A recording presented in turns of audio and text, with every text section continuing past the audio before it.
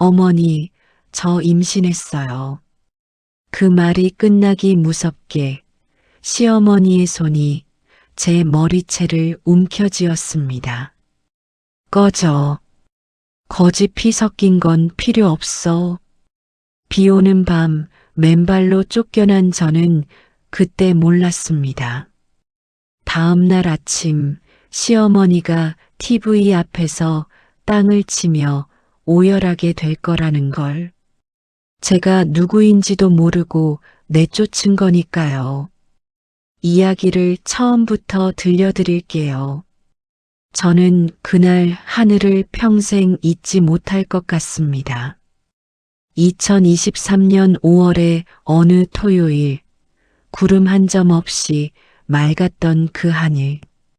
웨딩홀 통유리 너머로 쏟아지는 햇살이 어찌나 따스하던지 저는 대기실 거울 앞에서 웨딩드레스 자락을 매만지며 생각했습니다.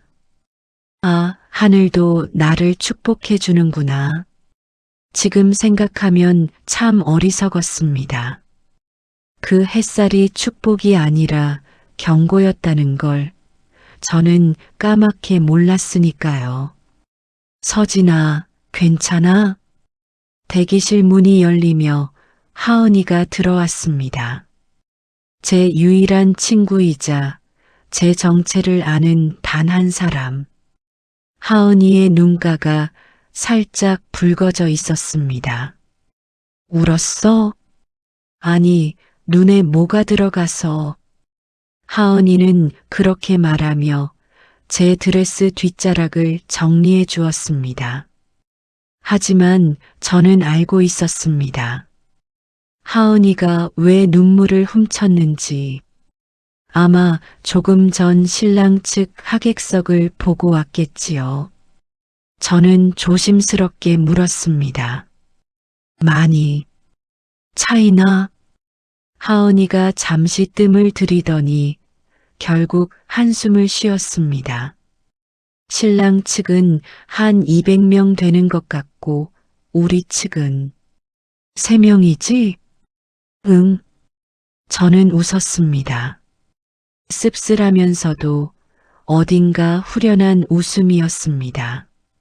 신부 측 하객 3명, 제가 자란 보육원의 원장 수녀님, 친구 하은이, 그리고 평범한 남색 양복을 입고 오신 저희 아버지.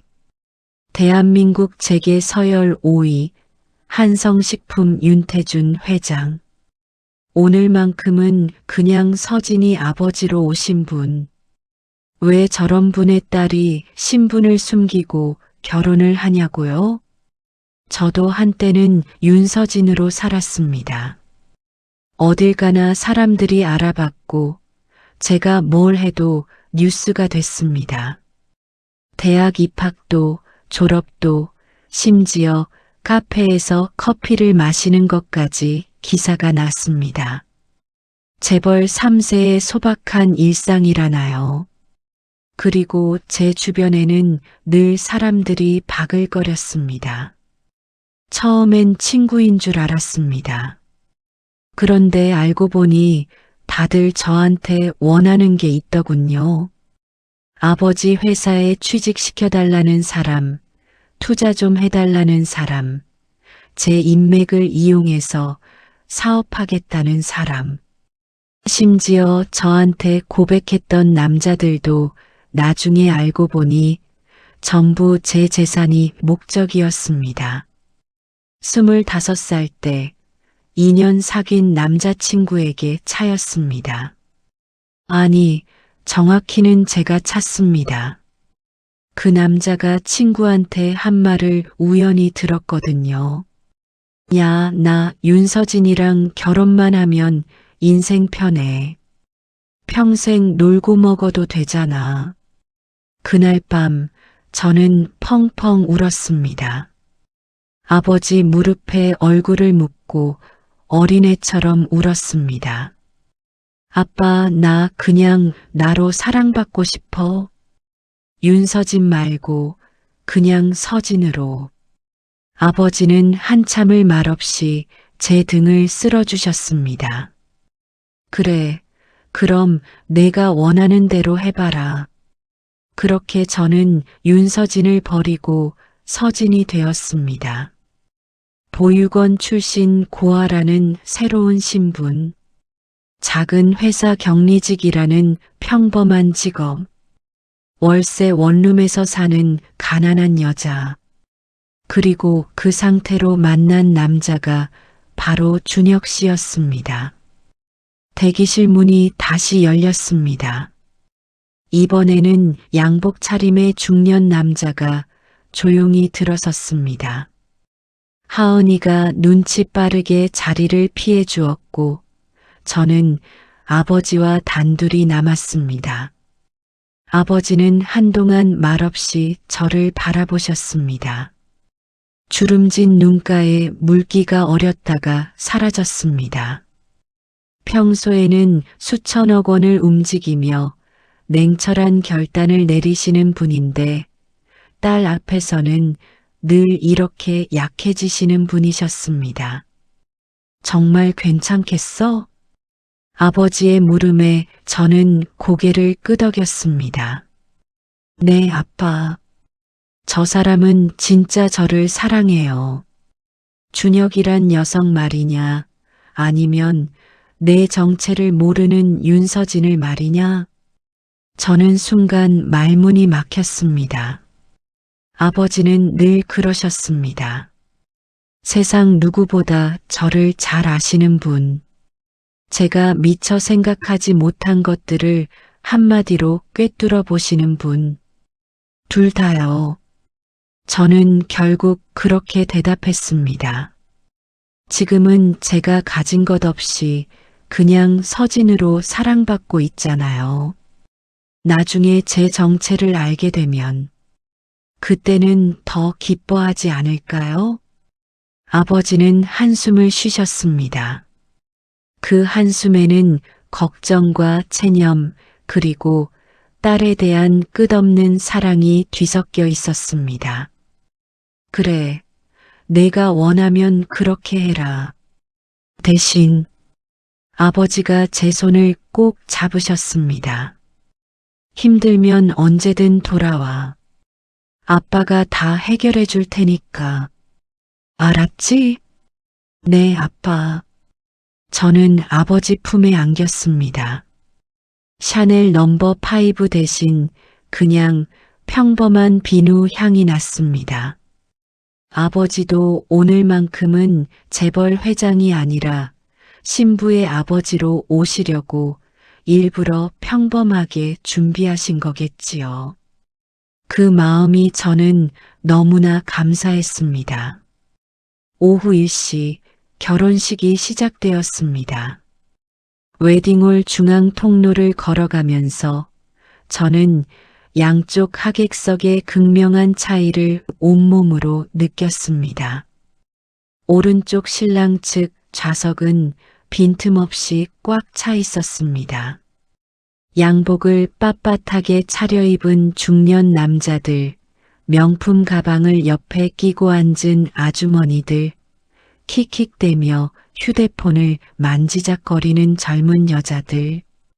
200명은 좋게 되어 보였습니다. 왼쪽 신부 측 좌석은 텅 비어 있었습니다.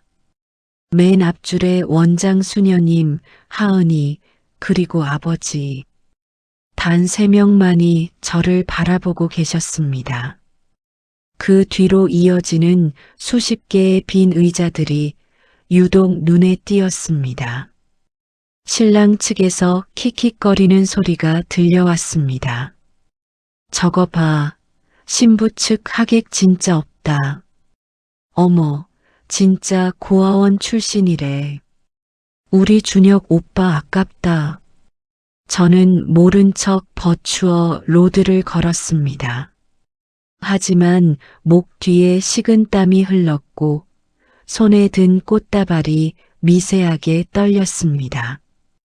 신랑 준혁 씨가 제단 앞에서 저를 기다리고 있었습니다. 하얀 턱시도를 입은 그는 정말 멋있었습니다. 제가 처음 그에게 반했던 이유 중 하나가 저 선한 눈매였는데 오늘도 그 눈이 반짝이고 있었습니다. 그래, 저 사람이 나를 사랑해. 다른 건 다 괜찮아. 저는 스스로를 다독이며 준혁 씨 옆에 섰습니다. 아버지가 제 손을 준혁 씨에게 넘기시며 낮은 목소리로 말씀하셨습니다. 내 딸 잘 부탁하네. 네, 아버님. 행복하게 해드리겠습니다. 준혁 씨가 씩씩하게 대답했습니다. 그 모습을 보며 아버지는 아무 말 없이 자리로 돌아가셨습니다. 하지만 저는 봤습니다. 아버지의 주먹이 불끈 쥐어져 있는 것을. 아빠도 불안하신 거겠지. 그때는 그렇게만 생각했습니다. 신랑은 신부를 진심으로 사랑하고 주례사가 진행되는 동안 저는 계속 행복했습니다. 준혁 씨의 손이 따뜻했고 그가 저를 바라보는 눈빛이 진심으로 느껴졌습니다. 그때까지만 해도 저는 정말 그렇게 믿었습니다. 이 사람은 제가 가진 것과 상관없이 저를 사랑한다고. 문제는 결혼식이 끝난 후였습니다. 피로 연장에서 시어머니를 처음으로 가까이에서 마주했을 때 저는 본능적으로 등골이 서늘해지는 것을 느꼈습니다. 예순을 넘긴 나이인데도 푸렴색의 짙은 화장, 금목걸이에 비치 귀걸이를 주렁주렁 달고 계셨습니다. 눈매는 날카로웠고 입술은 얇았습니다. 저는 괜히 심장이 두근거렸습니다. 어머니, 앞으로 잘 부탁드릴게요. 저는 최대한 밝은 표정으로 인사를 드렸습니다. 시어머니는 저를 위아래로 훑어보셨습니다. 마치 시장에서 물건을 고르듯 차갑고 계산적인 눈빛이었습니다. 한참을 그렇게 쳐다보시더니 입을 여셨습니다. 그래, 딱 그 한마디였습니다. 그리고 시어머니는 제 옆을 스치며 지나가셨는데 그때 제 귀에만 들릴 만큼 낮은 목소리로 중얼거리셨습니다. 우리 집에 들어왔으면 이제부터 제대로 해. 없는 집안이 시집 잘 왔으면 뼈 빠지게 일해야지. 거지가 밥 얻어먹으면 그 값을 해야 할 거 아냐. 저는 순간 귀를 의심했습니다. 지금 뭐라고 하신 거지? 설마 내가 잘못 들은 건가? 하지만 잘못 들은 게 아니었습니다. 시어머니의 뒷모습이 멀어지는 것을 바라보며 저는 손에 든 샴페인 잔이 덜컹거리는 것을 느꼈습니다. 그때 제 옆에 누군가가 다가왔습니다. 돌아보니 아버지였습니다. 아버지의 표정이 굳어 있었습니다. 아빠, 들었다. 다 들었어. 아버지의 목소리는 낮았지만 그 안에 담긴 분노가 느껴졌습니다. 수십 년간 제게를 호령해온 사람의 분노가 어떤 것인지 저는 그 순간 처음 실감했습니다. 지금 당장 저 여자가 누구한테 그런 소리를 한 건지 알려줄까?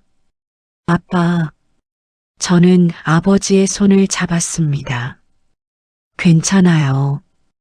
아직 시작도 안 했잖아요. 조금만 지나면 어머니도 저를 알아주실 거예요. 제가 잘할게요. 아버지는 저를 한참 동안 바라보셨습니다. 그 눈에 안타까움과 걱정, 그리고 무력감 같은 것이 교차했습니다. 서진아, 그 여자는 아빠, 제발. 오늘만큼은 그냥 행복하게 해주세요. 네. 저는 억지로 웃어 보였습니다. 아버지는 결국 한숨을 삼키시며 물러나셨습니다. 피로연이 끝나갈 무렵이었습니다. 저는 화장실에 다녀오는 길에 시어머니와 시누이가 나누는 대화를 우연히 듣게 되었습니다. 복도 모퉁이에서 들려오는 목소리에 발걸음을 멈출 수밖에 없었습니다. 엄마, 진짜 오빠 아깝지 않아? 하객 3명이래. 3명. 완전 창피해 죽는 줄 알았어.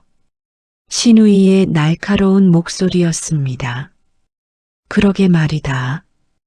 그래도 얼굴이라도 예쁘니까 봐주는 거지. 고아원에서 굴러온 것이 우리 집안에 시집 온 것만 해도 팔자에 털 난 거야. 근데 진짜 재산 하나도 없대? 월세방에서 살던 년이 뭔 재산이 있겠어. 그래도 괜찮아. 애 낳고 집안일만 잘하면 되지. 공짜 가정부라고 생각하면 돼. 에이, 그래도 좀. 오빠 불쌍해. 불쌍하긴 뭐가 불쌍해. 없는 집안 며느리가 제일 부려먹기 좋아. 친정도 없으니까 어디 가서 험담할 데도 없고 완벽하지. 그 순간 저는 복도 벽에 손을 짚어야 했습니다. 다리에 힘이 풀렸습니다. 심장이 바늘로 콕콕 찔리는 것 같았습니다. 공짜 가정부, 부려먹기 좋은 며느리, 친정이 없어서 완벽하다. 그게 시어머니가 저를 보는 눈이었습니다. 저는 아무 말도 하지 못하고 그 자리를 피했습니다. 화장실로 들어가 거울을 마주했습니다. 거울 속에 저는 완벽한 웨딩 메이크업을 하고 있었지만 눈가에 물기가 고여 있었습니다. 괜찮아, 서진아. 지금은 그래도 나중에 진심을 보여드리면 달라지실 거야. 진심은 통하는 거잖아. 저는 스스로를 다독였습니다. 하지만 마음 한구석에서는 불안한 목소리가 작게 속삭였습니다. 정말 그럴까? 정말 달라지실까? 결혼식이 끝나고 시댁으로 처음 발을 들인 그 순간을 저는 아직도 생생하게 기억합니다. 아파트 현관문이 열리자마자 시어머니가 제 앞을 가로막으셨습니다. 잠깐. 저는 웨딩드레스가 아닌 외출복 차림이었는데 그것조차 시어머니 눈에는 마음에 안 드셨나 봅니다. 위아래를 훑어보시더니 혀를 차셨습니다. 우리 집에 들어오기 전에 몇 가지만 말해둘게. 시어머니가 손가락을 펴며 하나하나 나열하셨습니다. 첫째, 아침밥은 6시 전에 차려야 해.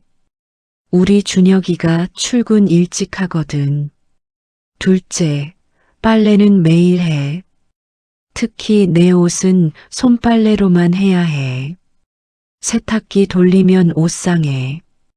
셋째, 나한테 대들지 마. 없는 집안 출신이 뭘 안다고 말대꾸야. 저는 굳은 얼굴로 고개를 끄덕일 수밖에 없었습니다. 넷째, 시어머니가 씩 웃으셨습니다. 고맙다는 말 자주 해. 내가 이 집에 시집 온 건 내 팔자가 핀 거야. 알겠어? 네, 어머니. 저는 고개를 숙였습니다. 뺨이 화끈거렸습니다. 분노인지 수치심인지 억울함인지 모를 감정이 뒤섞여 있었습니다. 저는 그날 밤 신혼부부의 첫날 밤 침대에 앉아 한참을 멍하니 있었습니다. 옆에서 준혁 씨가 잠든 숨소리가 들렸습니다. 창문 너머로 서울의 야경이 반짝였습니다. 손에는 핸드폰이 들려 있었습니다. 아버지에게 문자를 쓰다가 지우기를 수차례 반복했습니다. 아빠, 나 힘들어. 아빠, 시어머니가 나를. 결국 저는 보내지 못했습니다. 대신 이렇게 썼습니다. 아빠, 나 잘 들어왔어. 걱정 마. 행복할게. 전송 버튼을 누르고 저는 창밖을 바라보았습니다. 아까 그렇게 맑았던 하늘은 어느새 구름이 잔뜩 끼어 있었습니다. 그날 밤 저는 처음으로 결혼을 후회했습니다. 아니, 후회라기보다는 두려움이었습니다. 내가 잘할 수 있을까? 정말 이 집에서 행복할 수 있을까? 진심을 보여주면 시어머니도 달라지실까? 창밖에서 빗방울이 떨어지기 시작했습니다. 똑, 똑, 똑. 마치 제 앞으로 다가올 시련을 예고하듯 빗소리가 점점 거세졌습니다. 그것이 제 시집살이의 시작이었습니다. 결혼 첫날 밤 저는 그 말의 무게를 전혀 몰랐습니다. 드라마에서나 보던 시집살이가 설마 21세기에도 있을까 싶었거든요. 그런데 있더군요. 아주 생생하게 숨막히게 있었습니다. 다음 날 새벽 5시, 아직 해가 뜨기도 전 까만 어둠이 창문을 뒤덮고 있을 때였습니다.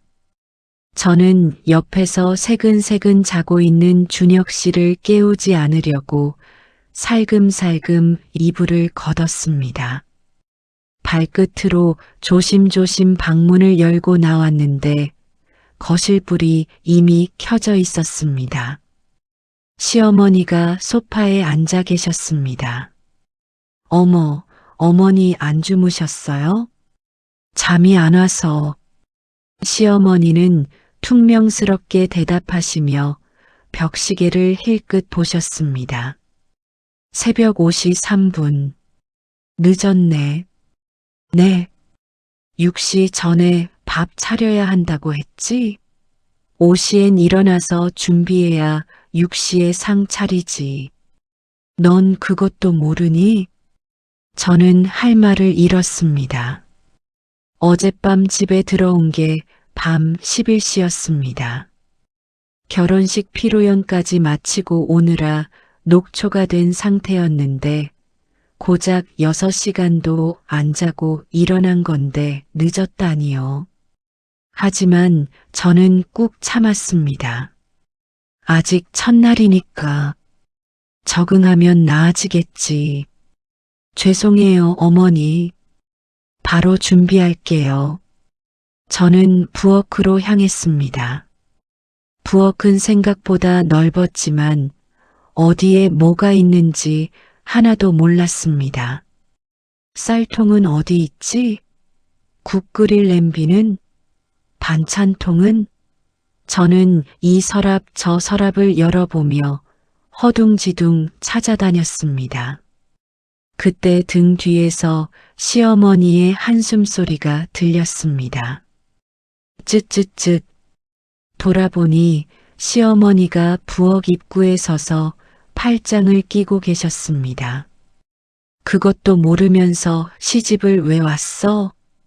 고아원에서 밥 안 해봤니? 저는 손이 덜덜 떨렸습니다. 분노 때문인지 수치심 때문인지 모를 떨림이었습니다. 저기 쌀통이 어디 있는지만 알려주시면. 네가 찾아야지. 남의 부엌인데 내가 왜 알려줘?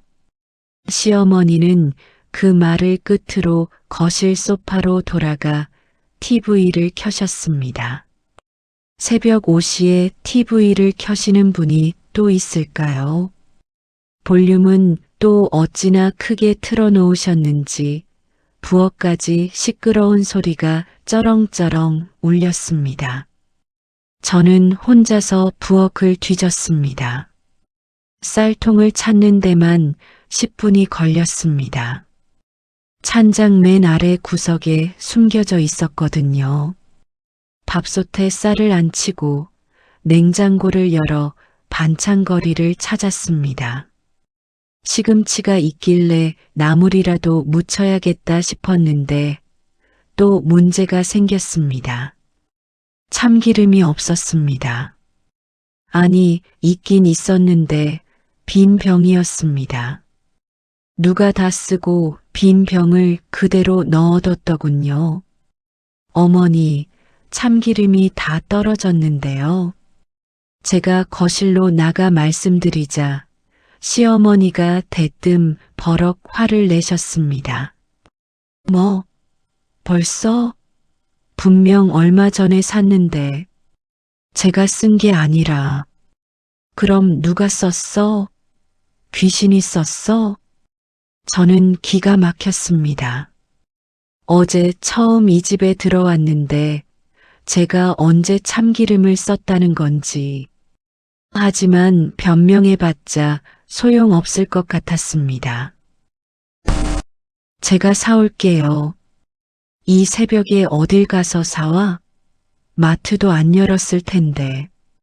그럼 어떡해? 몰라. 네가 알아서 해. 그게 며느리 할 일이지. 시어머니는 다시 TV에 시선을 고정하셨습니다.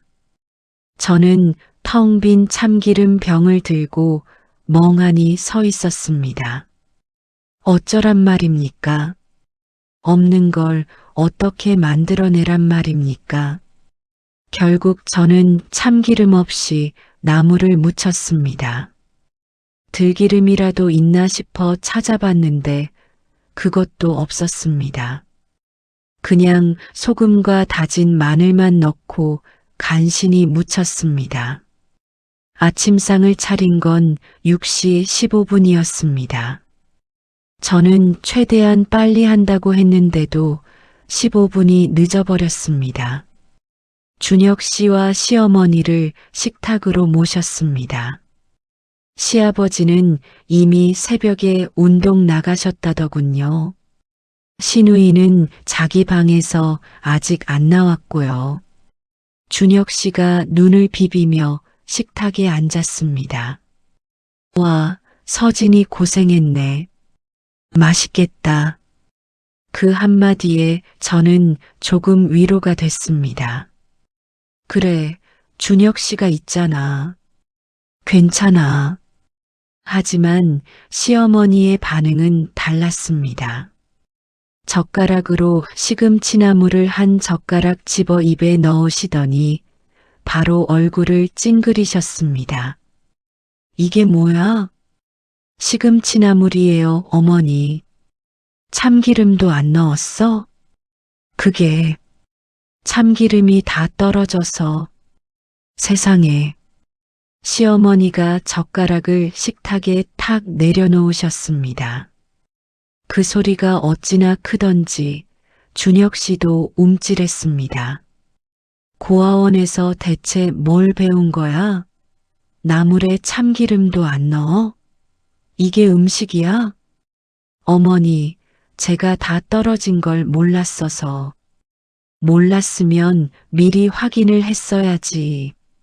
그것도 모르니까 없는 집안이라는 거야.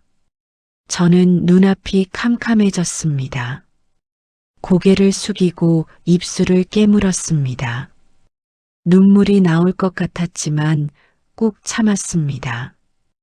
첫날 아침부터 울면 안 된다고 저 스스로에게 되뇌었습니다. 엄마, 그만해. 서진이가 고생했잖아. 준혁 씨가 조심스럽게 말했습니다. 저는 속으로 고마워를 외쳤습니다. 그래, 준혁 씨가 내 편을 들어줄 거야. 뭐, 고생은 무슨 고생. 이 정도도 못하는 년이 무슨 고생이야. 그래도, 닥쳐. 넌 맨날 여자 편만 들어. 엄마보다 여자가 좋아? 준혁 씨가 입을 다물었습니다. 저는 그 순간 심장이 쿵 하고 내려앉는 것을 느꼈습니다. 준혁 씨가 고개를 숙이고 밥만 먹기 시작했거든요. 더 이상 아무 말도 안 했습니다. 아, 이 사람은 어머니 앞에서는 아무것도 못하는구나. 저는 그 아침에 처음으로 그걸 깨달았습니다. 그날 이후로 저의 하루 일과는 정해졌습니다.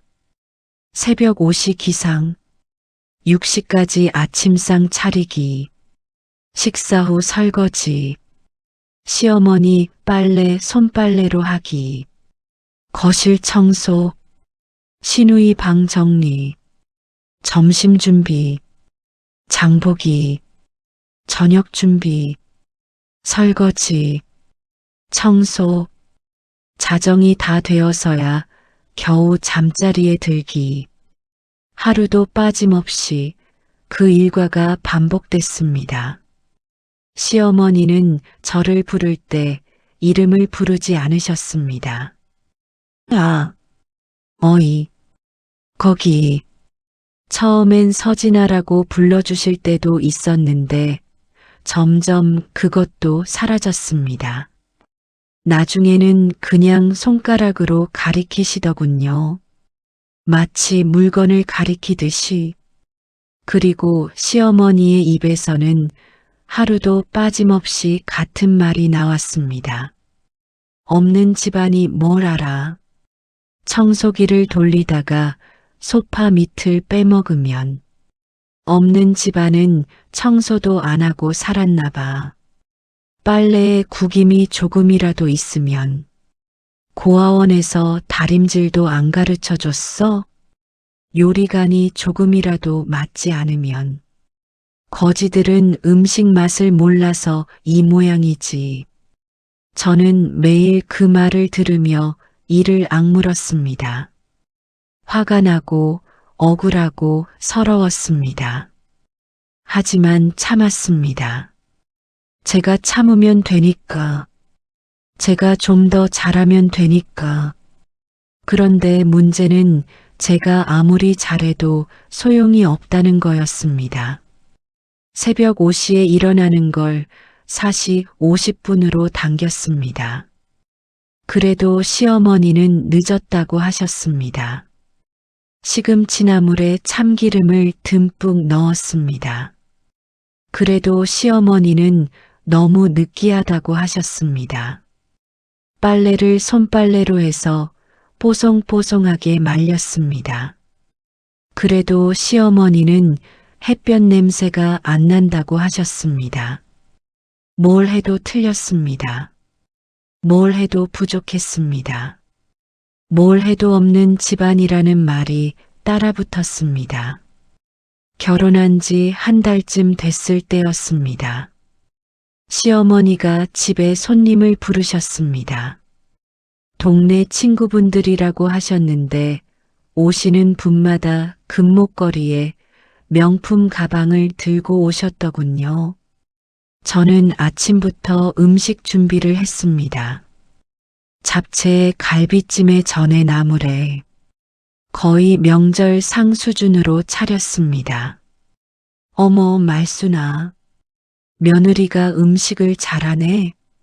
손님 한 분이 감탄하시며 말씀하셨습니다. 저는 속으로 좀 뿌듯했습니다. 한 달 동안 갈려가며 요리한 보람이 있구나 싶었거든요. 그런데 시어머니의 대답이 저를 얼어붙게 만들었습니다. 잘하긴요. 그래도 고아원 출신 치고는 하는 편이에요. 순간 공기가 멈춘 것 같았습니다. 고아원 출신이라서 배운 건 없어도 허드렛 일은 잘해요. 거기서 밥 얻어먹으려면 그런 건 해야 하니까. 호호. 손님들이 킥킥거리며 웃었습니다. 누군가가 불쌍하기도 하네라고 말하는 게 들렸습니다. 저는 부엌에서 그 소리를 들으며 손에 들고 있던 국자를 놓쳤습니다. 쨍그랑. 스테인리스 국자가 바닥에 떨어지는 소리가 났습니다. 뭐야, 저것 봐. 국자도 제대로 못 들어. 시어머니의 목소리가 들렸고 또 웃음소리가 터졌습니다. 저는 바닥에 떨어진 국자를 집어들었습니다. 손이 떨렸습니다. 눈앞이 뿌옇게 흐려졌습니다. 울면 안 되는데, 울면 지는 건데, 저는 입술을 깨물고 또 깨물었습니다. 그날 밤 저는 화장실에서 소리 없이 울었습니다. 세면대에 물을 틀어놓고 흐느끼는 소리가 새어나가지 않게 손으로 입을 막았습니다. 거울 속에 제가 너무 초라해 보였습니다. 한 달 만에 볼이 홀쭉해졌고 눈 밑에는 다크서클이 짙게 내려앉아 있었습니다. 아빠한테 전화할까? 핸드폰을 집어 들었다가 내려놓기를 수차례 반복했습니다. 아빠가 아시면 당장 여길 뒤집어 엎으실 거야. 시어머니가 누구한테 그런 짓을 한 건지 알게 되면. 하지만 그러고 싶지 않았습니다. 저는 윤서진이 아니라 서진으로 인정받고 싶었으니까요. 아버지의 힘이 아니라 제 진심으로 이 사람들을 변화시키고 싶었으니까요. 조금만 더 참자. 조금만 더. 저는 스스로에게 그렇게 말하며 눈물을 닦았습니다. 그때 저는 몰랐습니다. 아무리 참아도 아무리 잘해도 저 사람들은 변하지 않는다는 걸. 없는 집안 며느리는 영원히 없는 집안 며느리일 뿐이라는 걸. 그리고 진짜 지옥은 아직 시작도 안 했다는 걸. 결혼 2달 차에 접어들 무렵 시누이가 본격적으로 저를 괴롭히기 시작했습니다. 시누이 수빈 씨는 28살이었는데 직장도 없이 부모님 집에 얹혀 살고 있었습니다. 하는 일이라곤 유튜브 보기, 쇼핑하기, 친구 만나기가 전부였습니다. 그런데 이상하게도 시어머니는 시누이에게는 한마디도 안 하시더군요. 수빈이는 어려서 그래. 28이 어린 건지 저는 모르겠지만 시어머니 눈에는 그랬나 봅니다. 어느 날 시누이가 제 방에 불쑥 들어왔습니다. 저는 잠깐 쉬려고 누워 있었는데 노크도 없이 문을 벌컥 열더군요. 뭐해? 아, 잠깐 쉬고 있었어요. 쉬어? 할 일도 없으면서? 시누이가 코웃음을 치며 제 옷장을 열었습니다. 제가 가져온 옷 몇 벌이 걸려 있었는데 시누이가 그걸 하나하나 꺼내보더니 피식 웃었습니다. 야, 이거 동대문에서 산 거야? 태그 좀 봐. 완전 싸구려네. 명품 하나 없어? 진짜 거지구나. 저는 입술을 깨물었습니다. 제가 지금 명품을 살 돈이 없어서 안 산 게 아니었거든요. 아버지 카드를 쓰면 명품 매장 하나를 통째로 살 수도 있었습니다. 하지만 그럴 수 없었습니다.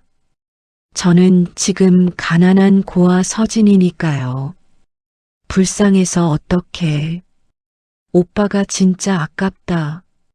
시누이가 혀를 차며 제 방을 나갔습니다. 문이 닫히고 나서 저는 한참을 그 자리에 서 있었습니다. 손톱이 손바닥에 박힐 정도로 주먹을 꽉 쥐고 있었습니다. 참자, 참자, 참으면 끝이 있겠지. 그런데 끝이 없었습니다. 신우이는 그날 이후로 저를 거지 언니라고 부르기 시작했습니다. 시어머니 앞에서는 올케라고 했지만 둘이 있을 때는 어김없이 거지 언니였습니다. 거지 언니, 내 방 청소해. 거지 언니, 나 배고프니까 라면 끓여줘. 거지 언니, 내 빨래 좀 해. 저는 그 소리를 들을 때마다 속이 부글부글 끓었습니다. 하지만 참았습니다. 준혁 씨에게 말해봤자 수빈이가 원래 그래. 이해라는 대답만 돌아올 게 뻔했으니까요. 결혼 3달 차? 저는 거울을 보다가 깜짝 놀랐습니다. 결혼 전과 완전히 다른 사람이 거울에 비치고 있었거든요. 볼이 푹 꺼지고 눈 밑에는 다크서클이 시커멓게 내려앉았습니다. 피부는 푸석푸석했고 머리카락에서는 윤기가 사라졌습니다. 입술은 갈라져 있었고 손등은 거칠어져 있었습니다. 매일 설거지하고 빨래하느라 손이 엉망이 됐더군요. 이게 나야? 저는 거울 속에 제가 낯설었습니다. 그때 핸드폰이 울렸습니다. 아버지였습니다. 여보세요. 서진아, 목소리가 왜 그래? 아, 아니에요. 감기 기운이 좀 있어서. 감기, 병원은 갔어? 네, 갔어요. 괜찮아요.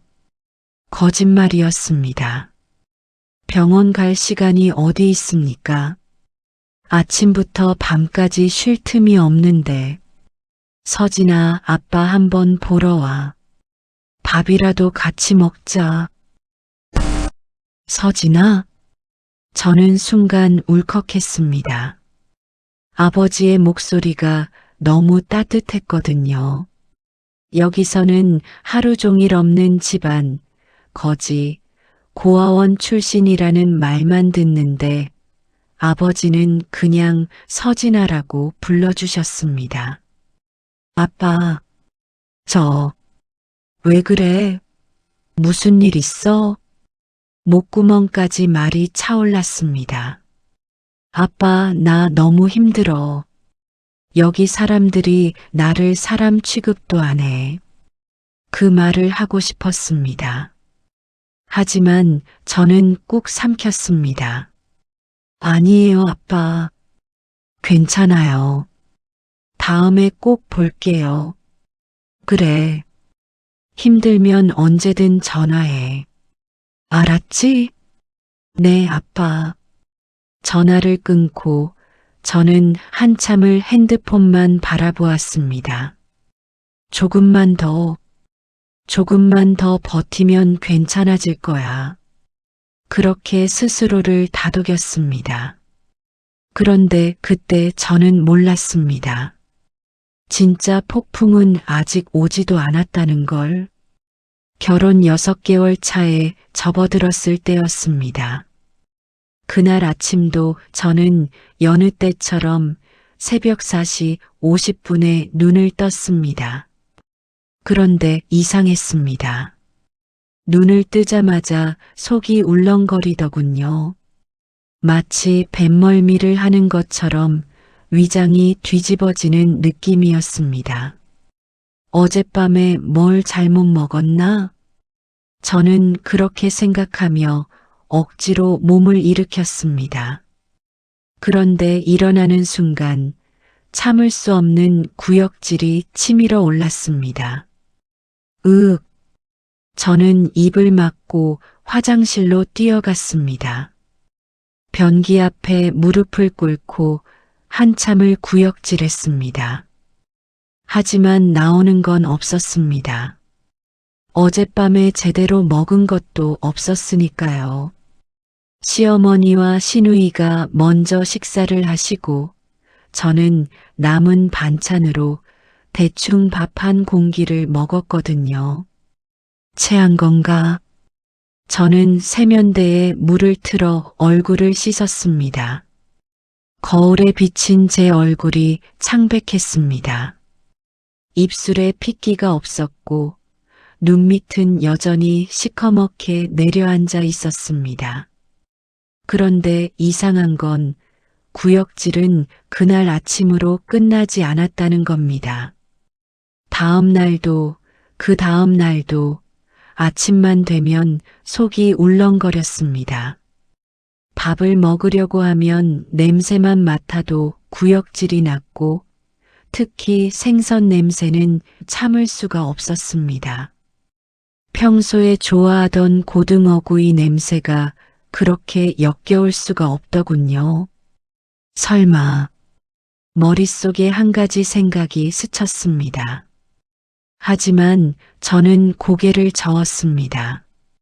아니야, 설마 그럴 리가. 우리가 언제 그런 적이 있었다고. 솔직히 말씀드리면 결혼 후 준혁 씨와의 관계는 거의 없다시피 했습니다. 저는 매일 밤 녹초가 되어 쓰러지듯 잠들었고 준혁 씨는 그런 저를 굳이 깨우지 않았거든요. 한 달에 한두 번 정도. 그마저도 저는 피곤해서 제대로 기억도 나지 않았습니다. 하지만 울렁거림은 멈추지 않았습니다. 결국 저는 시어머니 몰래 약국에 갔습니다. 임신 테스트기를 사서 화장실에서 검사했습니다. 손이 떨렸습니다. 무슨 결과가 나올지 무서웠거든요. 1분, 2분, 3분. 저는 눈을 질끈 감았다가 천천히 떴습니다. 2줄, 선명한 2줄이 거기 있었습니다. 저는 한동안 그 자리에 얼어붙어 있었습니다. 심장이 미친 듯이 뛰었습니다. 2줄, 임신, 아기, 제 뱃속에 아기가 있다는 거잖아요. 아, 저도 모르게 손이 배 위로 갔습니다. 아직 아무런 변화도 느껴지지 않는 납작한 배. 하지만 그 안에 작은 생명이 자라고 있다는 사실이 믿기지 않았습니다. 그리고 그 순간 저는 처음으로 결혼 후 진심으로 행복했습니다. 아기가 생겼어. 내 아기.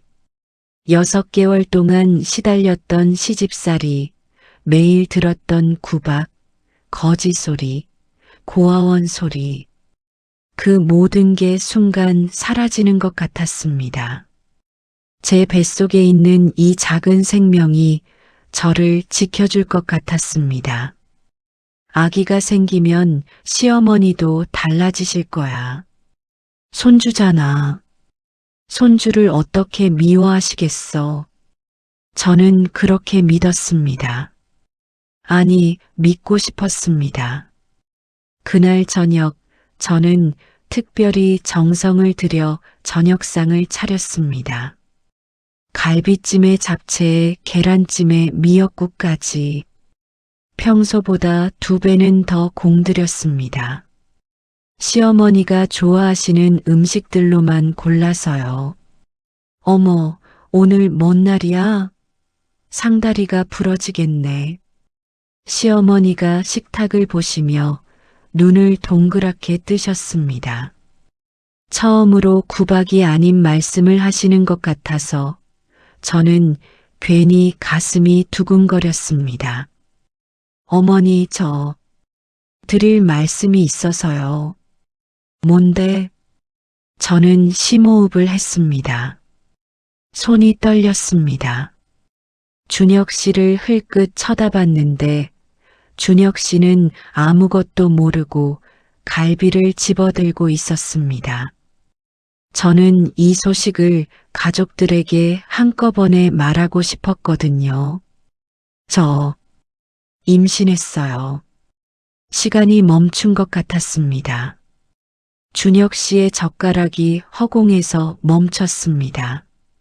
시어머니의 눈이 커졌습니다. 신우이는 휴대폰을 내려놓았습니다. 뭐라고? 준혁 씨가 먼저 입을 열었습니다. 임신이라고 했어? 응. 오늘 테스트기로 확인했어. 2줄이 나왔어. 준혁 씨의 얼굴에 미소가 번졌습니다. 활짝 웃는 준혁 씨를 보는 게 얼마만인지 모르겠습니다. 서진아, 진짜야? 우리 아기가 생긴 거야? 응. 준혁 씨가 자리에서 벌떡 일어나 저를 안아주었습니다. 그 따뜻한 품에 안기니 저도 모르게 눈물이 핑 돌았습니다. 6개월 만에 처음으로 남편에게 안기는 것 같았습니다. 6개월 만에 처음으로 이 사람이 저를 사랑하는구나 느껴지는 것 같았습니다. 고마워, 서진아. 정말 고마워. 준혁 씨가 제 귀에 속삭였습니다. 저는 그 말에 코끝이 찡해졌습니다. 그래, 이거야. 이게 내가 원했던 거야. 가족의 따뜻함, 사랑받는 느낌. 저는 이걸 위해 6개월을 버텼던 거였습니다. 그때 시어머니가 입을 여셨습니다. 손주?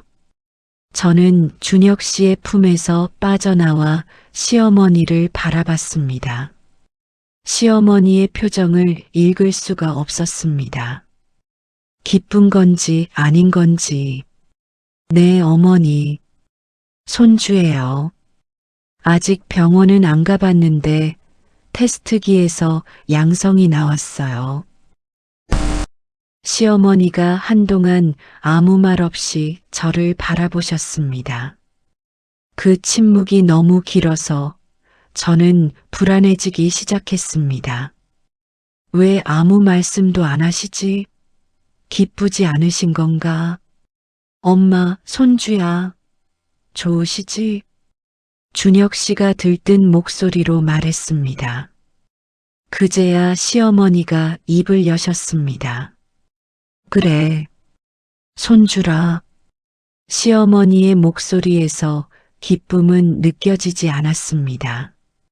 오히려 뭔가를 계산하는 것 같은 차가운 뉘앙스였습니다.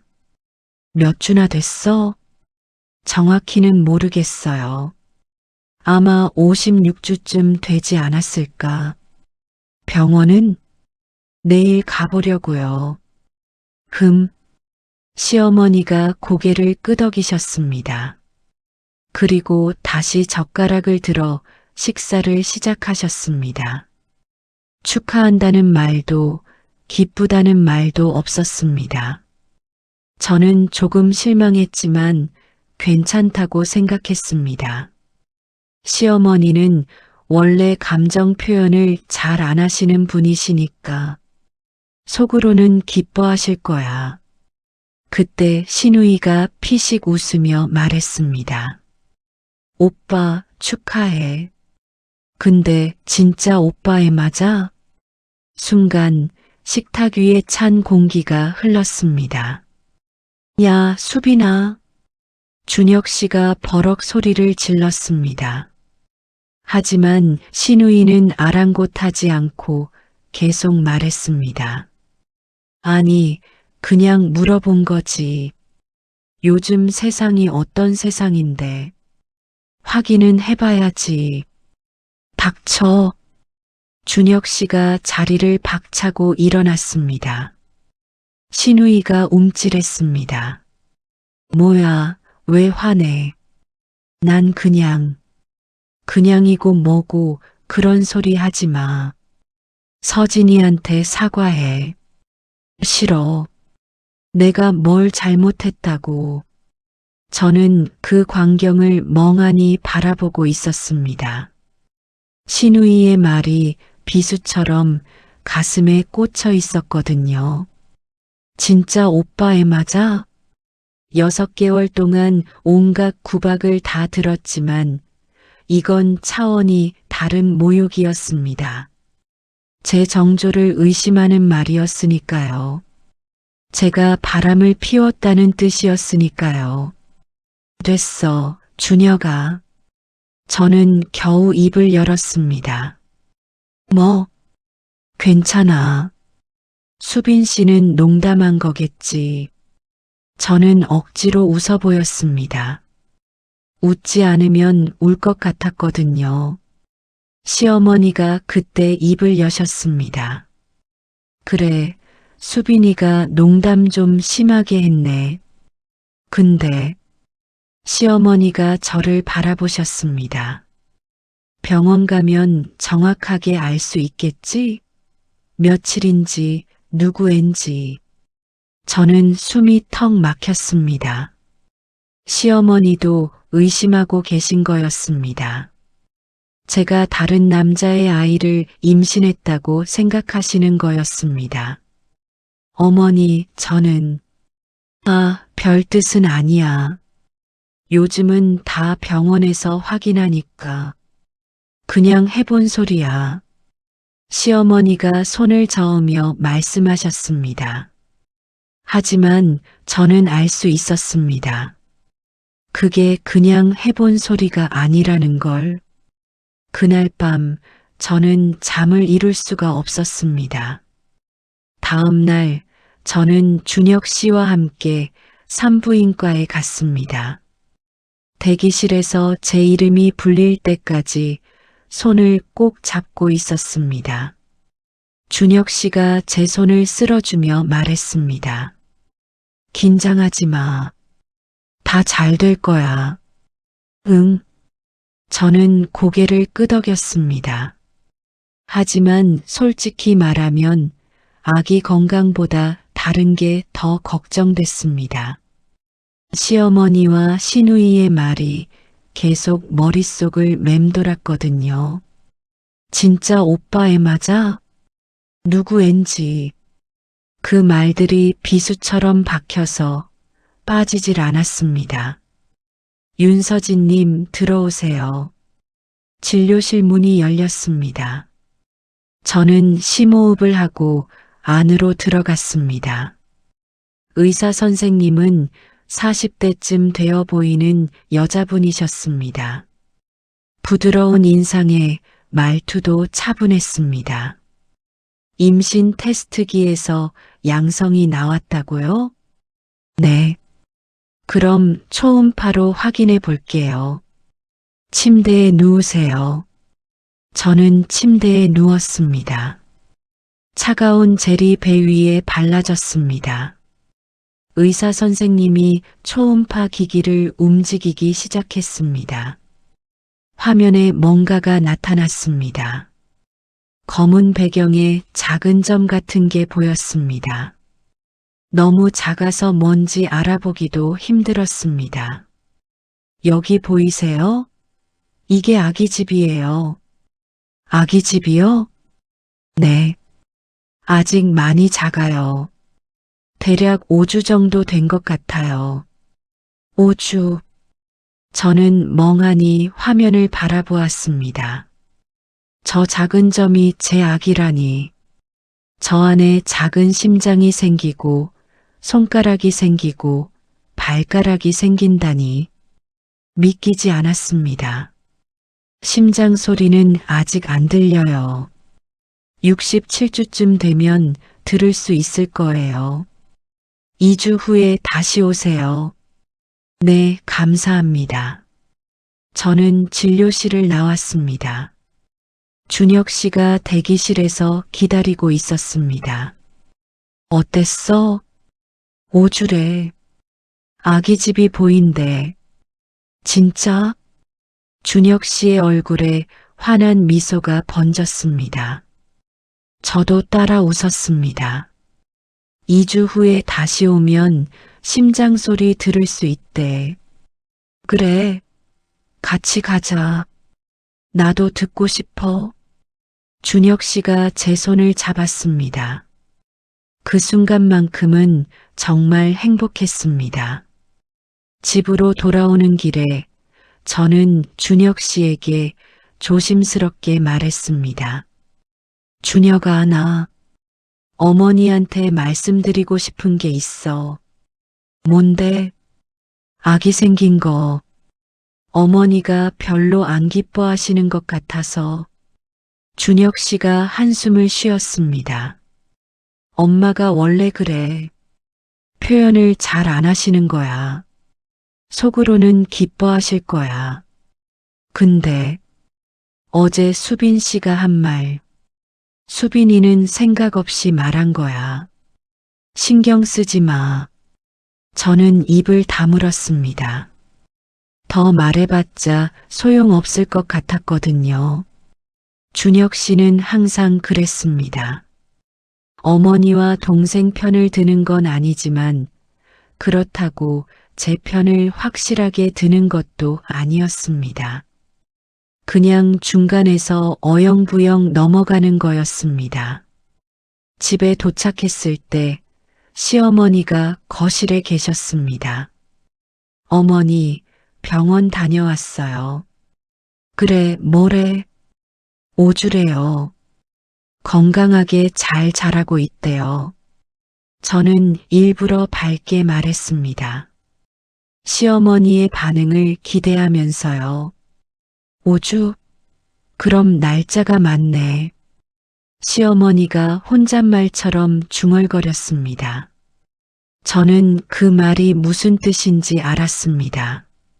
날짜가 맞다는 건 준혁 씨 아이가 맞다는 뜻이겠지요. 아직도 의심하고 계셨던 거였습니다. 저는 가슴이 답답해졌지만 참았습니다. 어머니, 저 이제 입덧이 좀 심해서 며칠만 좀 쉬어도 될까요? 입덧? 네, 아침마다 속이 너무 안 좋아서요. 시어머니가 저를 위아래로 훑어보셨습니다. 그리고 입을 여셨습니다. 그래, 쉬어. 저는 귀를 의심했습니다. 시어머니가 쉬라고 하시다니 6개월 동안 단 하루도 쉰 적이 없었는데 정말요? 감사합니다, 어머니. 대신 시어머니가 손가락을 세우셨습니다. 밥은 해. 네가 아파도 밥은 먹어야 할 거 아냐. 그것만 해. 네. 저는 고개를 끄덕였습니다. 그래도 청소와 빨래를 안 해도 된다면 다행이라고 생각했습니다. 입덧이 심해서 정말 힘들었거든요. 그래, 아기가 생기니까 달라지셨어. 조금씩 나아질 거야. 저는 그렇게 희망을 품었습니다. 그로부터 2주 후, 저는 다시 산부인과에 갔습니다. 이번에는 준혁 씨가 회사 일이 있다고 해서 혼자 갔습니다. 이번엔 심장 소리 들을 수 있을 거예요. 의사 선생님이 미소를 지으며 말씀하셨습니다. 저는 두근거리는 마음으로 침대에 누웠습니다. 초음파 기기가 배 위를 움직였습니다. 화면에 아까보다 훨씬 커진 아기집이 보였습니다. 그리고 그 안에 작은 점이 움직이고 있었습니다. 저게 심장이에요. 보이세요? 네. 저는 눈물이 핑 돌았습니다. 저렇게 작은 게 심장이라니. 저렇게 작은 게 살아서 뛰고 있다니. 소리 들려드릴게요. 의사 선생님이 무언가를 조작하셨습니다. 그리고 진료실에 작은 소리가 울려 퍼졌습니다. 두근두근 두근두근. 빠르고 작은 심장 소리. 제 아기의 심장 소리. 저는 그 순간 참았던 눈물이 터져버렸습니다. 소리 없이 눈물이 주르륵 흘러내렸습니다. 아기 엄마, 왜 울어요? 건강해요, 아기. 의사 선생님이 웃으며 말씀하셨습니다. 감사합니다. 정말 감사합니다. 저는 연신 감사하다고 말했습니다. 누구에게 하는 말인지 저도 몰랐습니다. 하늘에? 아기에게? 아니면 저 자신에게? 병원을 나서며 저는 배를 쓰다듬었습니다. 아가야, 엄마야. 엄마가 꼭 지켜줄게. 저는 속으로 다짐했습니다. 이 아이만큼은 행복하게 해주겠다고. 제가 받지 못한 사랑을 이 아이에게는 듬뿍 주겠다고. 그때 저는 몰랐습니다. 바로 그날 밤 제 인생이 완전히 무너질 거라는 걸. 시어머니에게 전해질 한 통의 전화가 모든 것을 바꿔놓을 거라는 걸. 저는 까맣게 몰랐습니다. 눈을 떴을 때 저는 낯선 천장을 보고 있었습니다. 하얀 천장, 소독약 냄새, 어디선가 삐삐 소리가 들렸습니다. 정신 차렸어? 옆에서 하은이의 목소리가 들렸습니다. 저는 천천히 고개를 돌렸습니다. 여기가 어디야? 병원. 너 쓰러졌어. 다행히 내가 근처에 있어서. 병원. 저는 천천히 손을 배 위로 가져갔습니다. 아기는? 괜찮아. 의사 선생님이 건강하다고 하셨어. 저는 그제야 한숨을 내쉬었습니다. 다행이다. 정말 다행이다.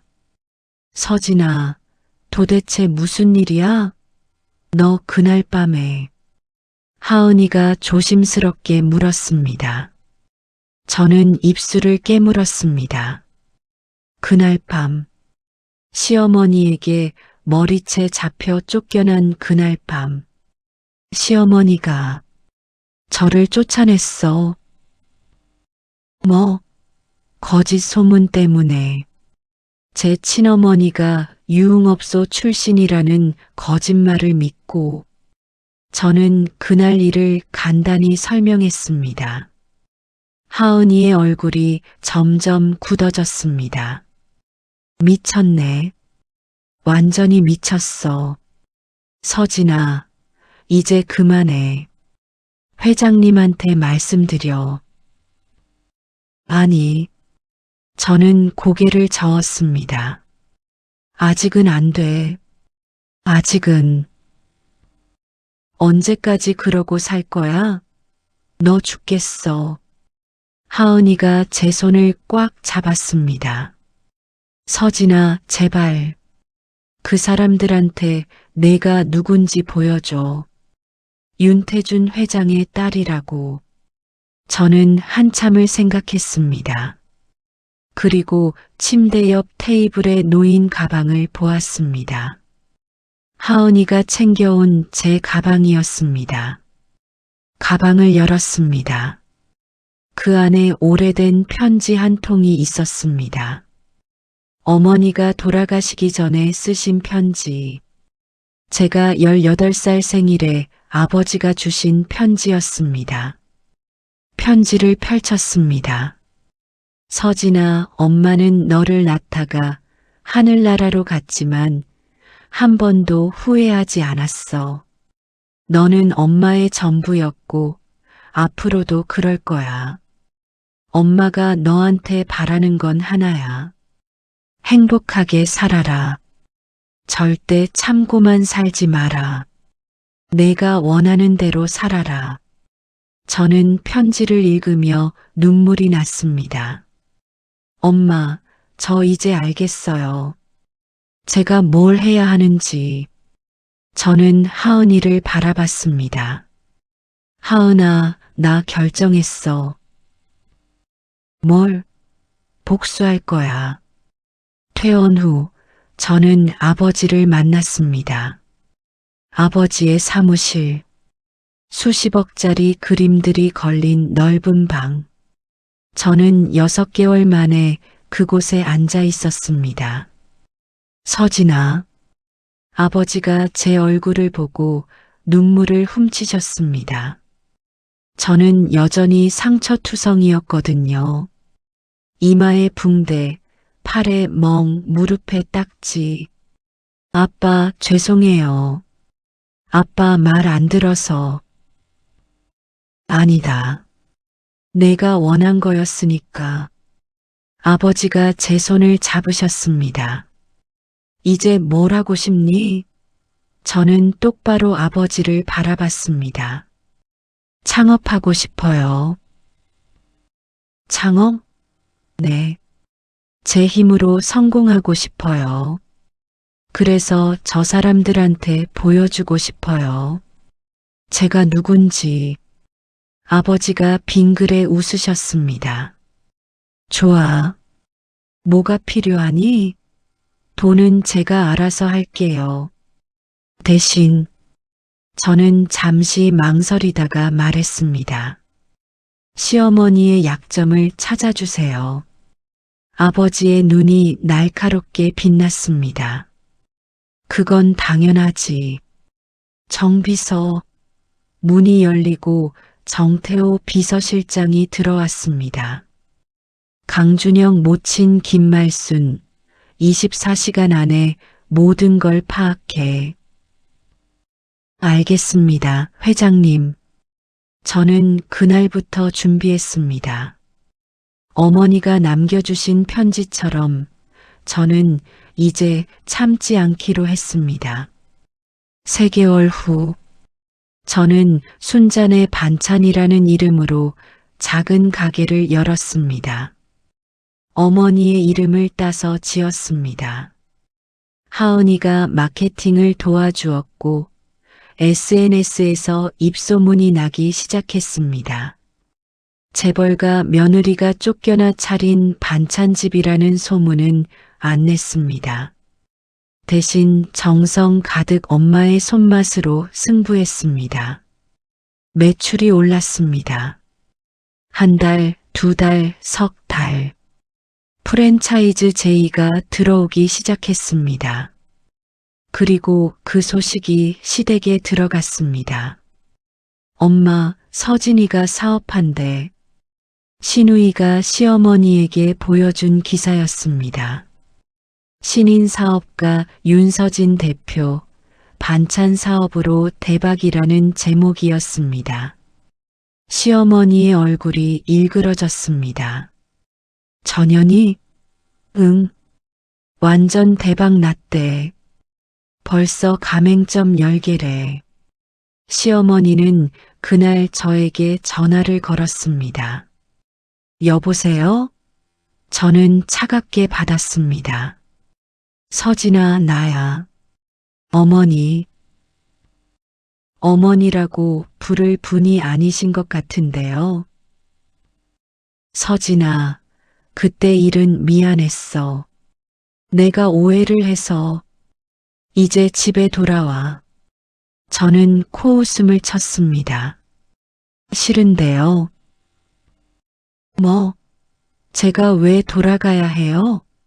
술집 년 딸이 왜 그 좋은 집에 들어가요? 그건 오해였어. 나중에 알고 보니 다른 사람이더라고. 거짓말이었습니다. 저는 알고 있었습니다. 시어머니는 아직도 제가 고아 출신인 줄 알고 있었습니다. 어머니, 다신 연락하지 마세요. 저는 전화를 끊었습니다. 그날 밤 정 비서실장에게서 연락이 왔습니다. 서진 양 찾았습니다. 뭐요? 김말순 여사의 비자금. 시아버지 회사 돈 5억을 빼돌렸습니다. 저는 입가에 미소를 지었습니다. 증거는 완벽합니다. 좋아요. 보관해 두세요. 곧 쓸 날이 올 거예요. 저는 창밖을 바라봤습니다. 기다려, 시어머니. 곧 갚아드릴게요. 1년이 흘렀습니다. 순잔의 반찬은 이제 프랜차이즈 50개를 넘겼습니다. 연 매출 빼고 제가 직접 일궈낸 성과였습니다. 그리고 그날이 왔습니다. 방송국에서 연락이 온 것입니다. 유명한 토크쇼에 출연해 달라고요. 청년 사업가 특집이라는 타이틀이었습니다. 하은아, 나 방송 나가. 진짜? 대박. 그리고 그날 공개할 거야. 내가 누군지. 하은이의 눈이 커졌습니다. 드디어? 응. 이제 때가 됐어. 방송 촬영 날 저는 아버지를 스튜디오로 모셨습니다. 관객석에 앉아 계시는 아버지. 한성식품 윤태준 회장. 하지만 아무도 그분이 누구인지 몰랐습니다. 자, 오늘의 게스트 윤서진 대표님 나오십니다. 박수 소리와 함께 저는 무대에 올랐습니다. 인터뷰가 시작됐습니다. 윤서진 대표님, 고아 출신으로 이렇게 성공하셨는데 소감이 어떠세요? MC의 질문에 저는 잠시 침묵했습니다. 그리고 입을 열었습니다. 사실 고아가 아닙니다. 스튜디오가 조용해졌습니다. 네. 저는 한성식품 윤태준 회장의 딸입니다. 순간 스튜디오가 술렁거렸습니다. 저기 앉아 계신 분이 제 아버지입니다. 카메라가 관객석으로 향했습니다. 아버지가 일어나셨습니다. 스튜디오가 발칵 뒤집혔습니다. 윤태준 회장님? 네, 제 딸 맞습니다. 아버지의 말씀에 MC가 당황했습니다. 그럼 고아라는 건? 제가 신분을 숨기고 결혼했습니다. 진심을 알고 싶어서요. 저는 담담히 말했습니다. 하지만 시댁에서는 저를 고아라고 무시하며 학대했습니다. 임신 중에도 쫓아냈습니다. 스튜디오가 조용해졌습니다. 그래서 제가 직접 일어섰습니다. 제 힘으로 증명하고 싶었습니다. 그 방송은 그날 밤 최고 시청률을 기록했습니다. 다음 날 아침, 시어머니는 TV를 보다가 리모컨을 떨어뜨렸습니다. 어머니, 이거 봤어요? 신우이가 핸드폰을 들이밀었습니다. 포털 사이트 실시간 검색어 1위. 윤서진. 한성식품 회장 딸. 며느리를 고아로 착각하고 쫓아낸 시어머니 논란. 기사 제목이었습니다. 시어머니의 얼굴이 새하얗게 질렸습니다. 이게 무슨... 그때 시아버지가 신문을 들고 들어왔습니다. 당신, 이게 대체 무슨 짓이야? 여보, 나는 몰랐어. 몰랐다고? 한성식품 회장 딸을 술집년이라고 쫓아냈다고? 시아버지의 고함에 시어머니는 말을 잇지 못했습니다. 전화벨이 울렸습니다. 친척들이었습니다. 말순 씨, 진짜예요? 재벌 며느리를 쫓아냈다고? 우리 집안 망신시키려고 작정했어? 친척들의 욕설이 쏟아졌습니다. 동네 사람들도 수군거렸습니다. 저 집이 그 집이래. 재벌 며느리 학대한. 세상에 어떻게 저럴 수가 있어? 시어머니는 외출도 못하게 됐습니다. 그리고 그날 오후 제 변호사가 시댁을 방문했습니다. 이혼 서류입니다. 서진 대표님께서 이혼을 요구하십니다. 준혁 씨의 얼굴이 창백해졌습니다. 서진이를 만나게 해줘. 거절하셨습니다. 서류에 서명만 하시면 됩니다. 준혁 씨는 떨리는 손으로 펜을 들었습니다. 하지만 쓰지 못했습니다. 나 잘못했어. 서진이한테 전해줘. 미안하다고. 위자료는 요구하지 않으십니다. 대신 다시는 연락하지 말라고 하셨습니다. 준혁 씨는 결국 서명했습니다. 그날 밤 시어머니에게 또 다른 폭탄이 터졌습니다. 시아버지가 서류 뭉치를 던졌습니다. 이게 뭐야? 여보, 그게 내 회사 돈 5억을 빼돌렸어? 당신이? 시어머니의 비자금이 폭로된 것입니다. 이혼하자. 여보, 당신 같은 년이랑 못 살아. 이혼 소송 들어간다. 시어머니는 그날부터 무너지기 시작했습니다. 6개월 후, 시어머니는 횡령죄로 기소됐습니다. 법정에 섰습니다. 방청석에는 제가 앉아 있었습니다. 시어머니와 눈이 마주쳤습니다. 시어머니의 얼굴은 초췌했습니다. 염색한 머리는 허옇게 새었고 눈 밑에는 다크서클이 짙었습니다. 피고인은 남편 회사 자금 5억 원을 무단으로 인출하여. 검사의 목소리가 법정에 울렸습니다. 판결이 나왔습니다. 징역 2년, 집행유예 3년. 시어머니는 법정을 나서며 저를 봤습니다. 서진아. 저는 고개를 돌렸습니다. 더 이상 할 말이 없었습니다. 시아버지와의 이혼도 성립됐습니다. 시어머니는 집에서 쫓겨났습니다. 월세 원룸으로 이사 갔다는 소식을 들었습니다. 준혁 씨는 회사에서 밀려났습니다. 여론이 악화되자 회사에서 잘났다고 했습니다. 중소기업 계약직으로 이직했다는 얘기를 들었습니다. 신우이는 결혼 이야기가 다 깨졌습니다. 그 집안 딸이라는 소문 때문에요. 모두가 무너졌습니다. 그리고 저는 명절에 옛 시댁 친척 모임에 초대받았습니다. 시아버지가 보낸 초대장이었습니다.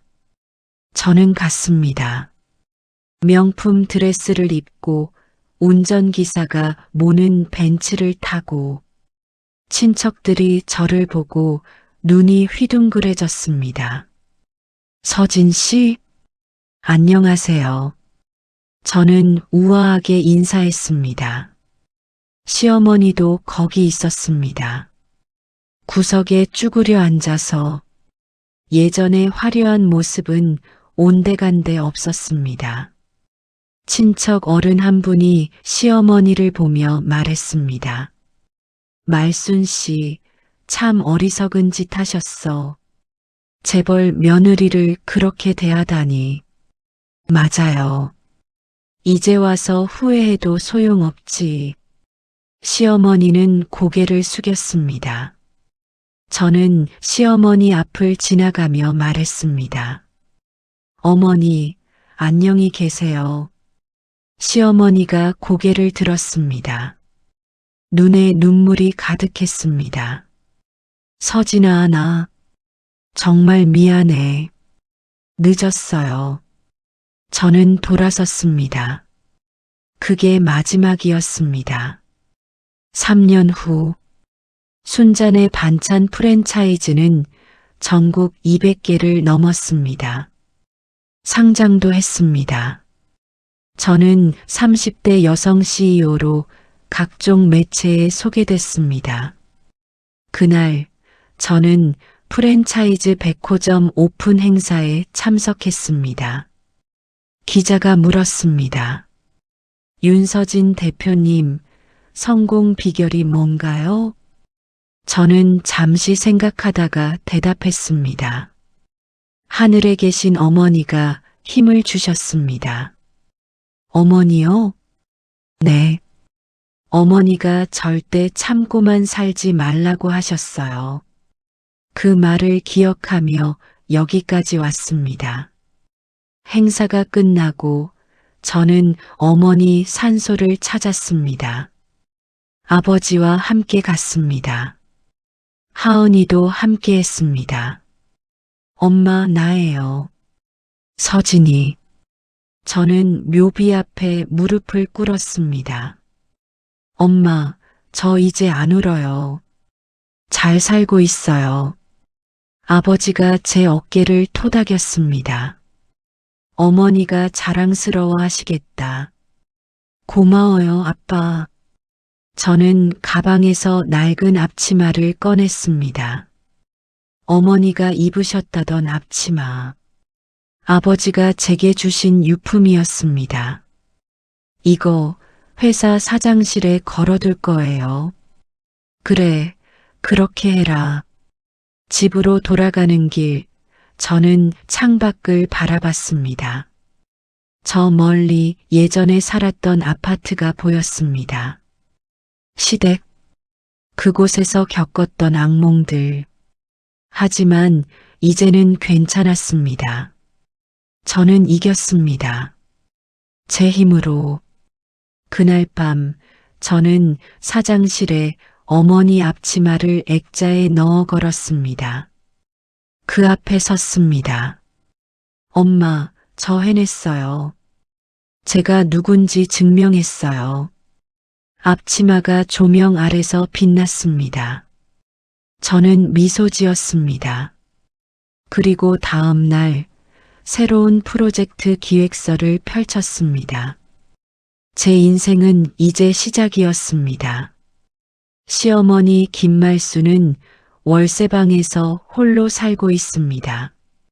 자식들도 외면했습니다. 가끔 동네에서 윤서진 대표 관련 뉴스가 나오면 그녀는 TV를 끕니다. 볼 수가 없습니다. 강준혁은 재혼을 시도했지만 실패했습니다. 모든 여자가 그의 과거를 알고 있었으니까요. 지금은 중소기업에서 평사원으로 일합니다. 강수빈은 결혼을 포기했습니다. 그 집안 딸이라는 낙인이 너무 컸습니다. 그리고 윤서진. 저는 행복합니다. 제 힘으로 일궈낸 회사, 저를 사랑해주는 사람들, 그리고 하늘에서 지켜보시는 어머니. 그것이면 충분합니다.